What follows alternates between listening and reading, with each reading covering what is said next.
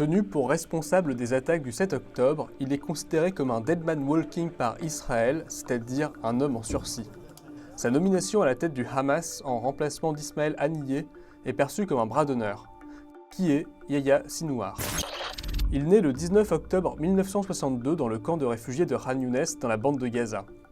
Étudiant à l'université islamique de Gaza, c'est là qu'il commence sa carrière militante et se rapproche des courants islamistes. Après 1987 et la fondation du Hamas, il prend la tête du Majed, une organisation chargée de la répression des mœurs et de la lutte contre les actes de trahison.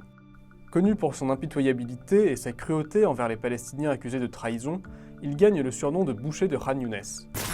Il est arrêté en 1988 et condamné à la perpétuité pour les meurtres de 12 collaborateurs palestiniens présumés. Il passe finalement 22 années dans les prisons israéliennes. Parmi les détenus appartenant au Hamas, il s'impose comme leader. Il est finalement libéré en 2011 dans le cadre d'un accord prévoyant la libération de 1000 détenus palestiniens en échange de Gilad Shalit, soldat israélien pris en otage par le Hamas en 2006. À sa sortie, il poursuit son ascension politique dans la bande de Gaza dont le Hamas a pris le contrôle en 2007. Lorsque Ismaël Haniyeh prend la tête du bureau politique général du Hamas, Sinwar le remplace à la tête du parti à Gaza. Il devient alors de facto le dirigeant de l'enclave.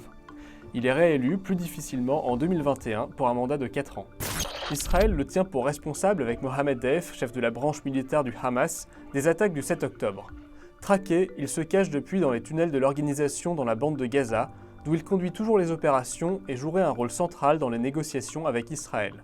En août 2024, il est nommé à la tête du bureau politique du Hamas, en remplacement d'Ismaël Haniyeh, tué le 31 juillet à Téhéran.